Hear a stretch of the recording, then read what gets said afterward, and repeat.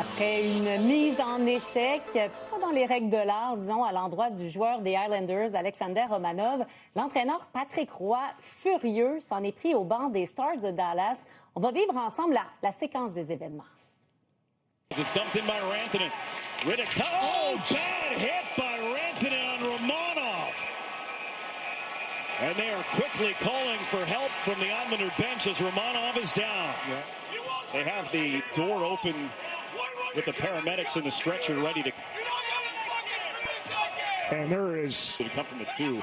Patrick Roy is shouting at the Dallas Stars bench. He had some words for Mikko Rantanen when he went to... Avec nous, Michel Bergeron, ex-entraîneur, qui s'est assagi depuis, mais qui a eu lui-même ses montées de lait derrière le banc. Bonjour, Bergie. Bonjour, Marianne. Il faut expliquer là, exactement ce qui s'est passé. Il reste 27 secondes au match. Les Islanders mènent 3-2 et le joueur vedette des Stars, Mikko Rantanen, assène une mise en échec. On l'a vu, là, je disais pas dans les règles de l'art, dangereuse, diront certains, aux défenseurs des Stars. Est-ce que vous comprenez la réaction, en fait, aux défenseurs, je devrais dire, des Islanders, est-ce que vous comprenez la réaction de Patrick Roy? Oui, absolument. Écoute, une mise en échec comme ça, là, c'est impardonnable dans le sens qu'on peut mettre fin à une carrière. Puis, je pense que Patrick avait raison d'être furieux contre l'attaquant des Stars de Dallas parce que Romanov, d'abord, c'est un de ses bons défenseurs. Il s'est porté à la défense de son défenseur. Et j'ai hâte de voir si les Stars vont être pénalisés. Est-ce qu'il va y avoir une suspension? Moi, je crois qu'il le mérite. Et comme Patrick le mentionnait après la partie, lorsqu'un athlète voit le numéro du joueur adverse et le frappe, c'est intentionnel. Ça n'a pas sa place dans le hockey. Ça peut mettre fin à une carrière. C'est pas qu'il n'est pas arrivé à freiner, là.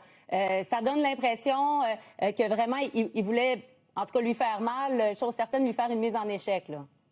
Pas absolument. Écoute, on est en fin de match, là. Les Stars ont retiré leur gardien de but. Ils retirent l'arrière par un but.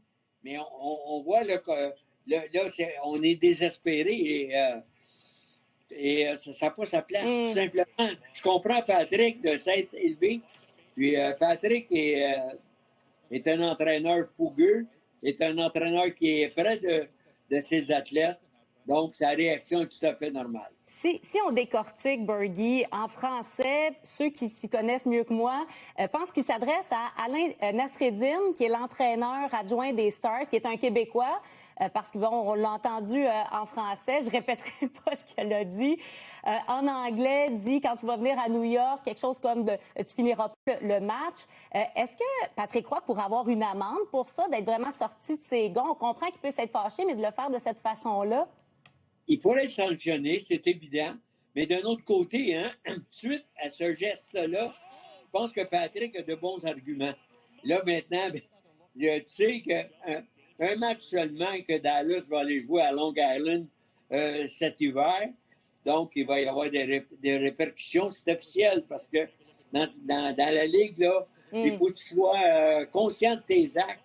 Et je pense que le joueur des Stars pourrait avoir acheté les gants lors du prochain affrontement entre les Islanders et les Stars de Dallas. Quand je disais, Bergie, que vous aviez donné dans le passé tout un show derrière le banc, on a ressorti d'ailleurs des images d'archives pour ceux qui ne se rappelleraient pas de cette époque-là.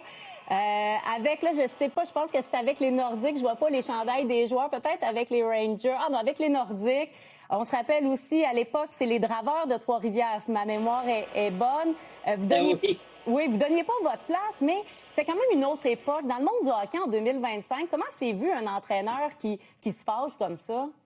Ben, c'est un peu différent parce que aujourd'hui, compte tenu de la rapidité du jeu, donc les mises en échec sont plus sévères. Surtout lorsqu'il y a, comme dans le cas qu'on a vu présentement, là, c'est dangereux, c'est même dangereux. Dans mon temps, il y avait plus de bagarres qu'il y en a aujourd'hui, mais il y avait peut-être moins d'actes intentionnels comme on voit sur cette séquence. Bergie, toujours un plaisir. Merci beaucoup d'avoir été avec nous. Merci, Marianne. Bonne journée. Au revoir.